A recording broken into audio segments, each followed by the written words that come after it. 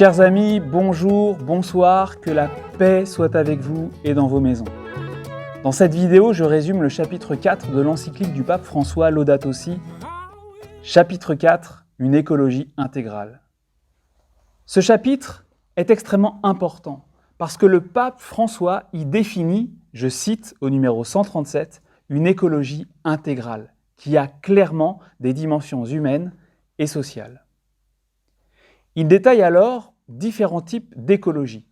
L'écologie environnementale, l'écologie économique et sociale, l'écologie culturelle et enfin l'écologie de la vie quotidienne. Le chapitre se termine par un regard sur deux principes importants, celui du bien commun et celui de la justice entre les générations. Premièrement, l'écologie environnementale, économique et sociale, numéro 138 à 142.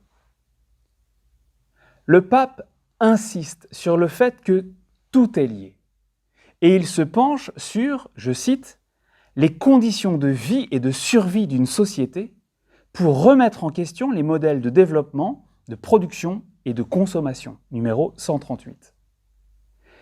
Il faut, dit le pape, chercher des solutions intégrales à la crise planétaire que nous considérons.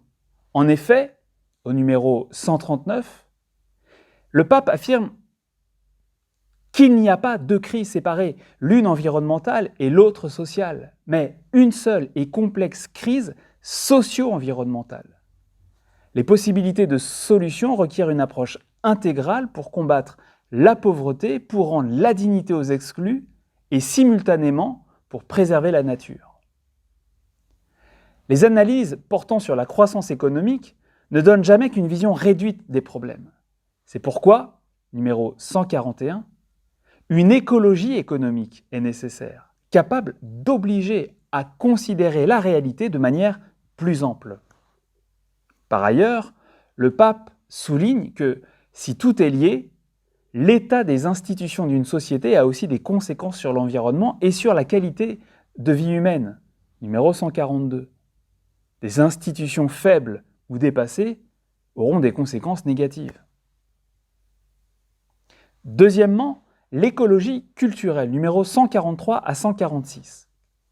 Le pape affirme « Avec le patrimoine naturel, un patrimoine historique, artistique et culturel est également menacé, numéro 143. Cette menace exige une plus grande attention aux cultures locales. Je cite au numéro 146, « La vision consumériste de l'être humain tend à affaiblir l'immense variété culturelle qui est un trésor de l'humanité. On tente de résoudre tous les problèmes par des réglementations uniformes ou des interventions techniques. Mais cela peut conduire, et conduit bien souvent, à négliger la complexité des problématiques locales qui exigent la participation active de la population. Le pape exprime le besoin d'une attention particulière aux communautés aborigènes et à leurs traditions culturelles, notant qu'elles ne sont pas simplement une minorité parmi d'autres, mais qu'elles devraient être les premiers principaux interlocuteurs du dialogue, en particulier lorsque de grands projets touchant leurs terres sont proposés. Au lieu de ça, en diverses parties du monde, elles font l'objet de pressions pour les faire abandonner leurs terres et laisser place à des projets agricoles et miniers. Troisièmement, l'écologie de la vie quotidienne, numéro 147 à 155. C'est toute la question de la qualité de vie. Pour parler d'un authentique développement, dit le pape, il faut s'assurer qu'une amélioration intégrale dans la qualité de vie humaine se réalise, numéro 147.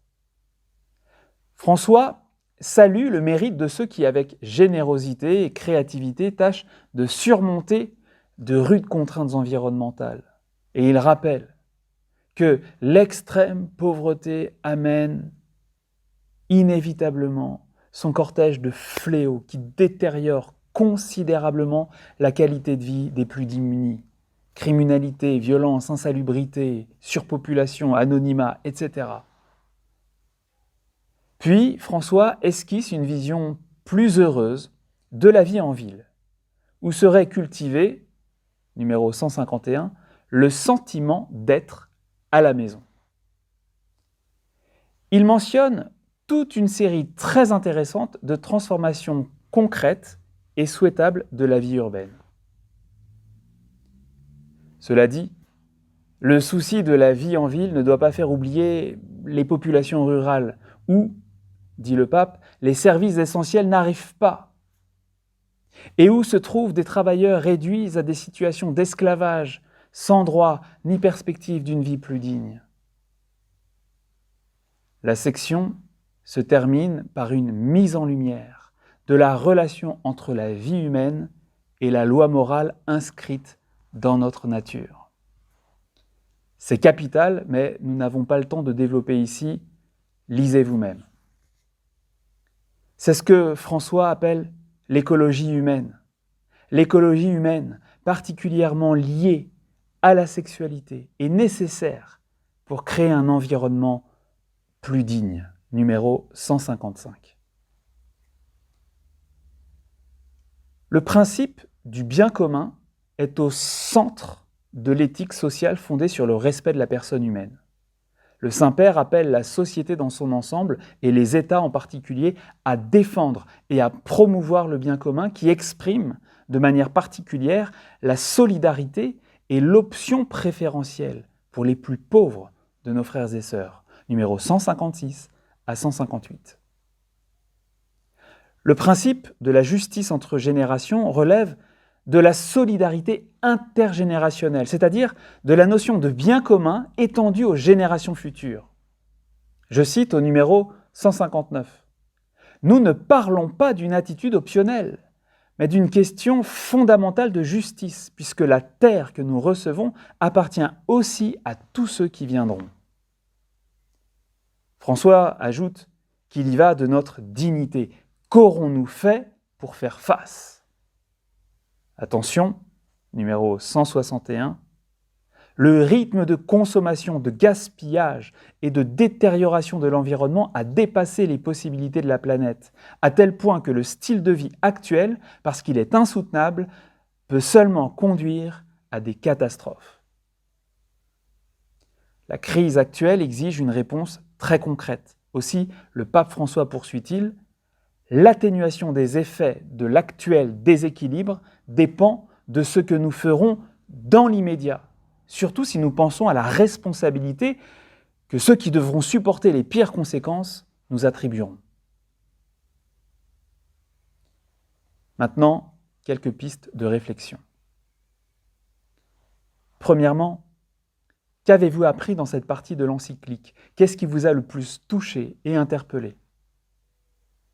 Deuxièmement, le pape François dit que l'écologie intégrale est une approche qui met en relation les problèmes environnementaux, sociaux, économiques, culturels, ainsi qu'une certaine vision de l'homme. Comment voyez-vous cette relation ? Troisièmement, le pape dit que le rythme de consommation, de gaspillage et la détérioration de l'environnement a dépassé les possibilités de la planète, ce qui peut seulement conduire à des catastrophes. Quelle impression ces mots vous font-ils ? Avez-vous le désir de réagir immédiatement pour éviter le pire ? Quatrièmement, comment voyez-vous la relation entre la destination universelle des biens de la création et l'option préférentielle pour les pauvres ? Cinquièmement, François affirme que la solidarité intergénérationnelle n'est pas une attitude optionnelle, mais une question fondamentale de justice. Que faut-il faire pour garantir un avenir meilleur aux générations futures ? Enfin, après lecture, écoute, réflexion, qu'auriez-vous envie de partager avec vos proches ? À bientôt !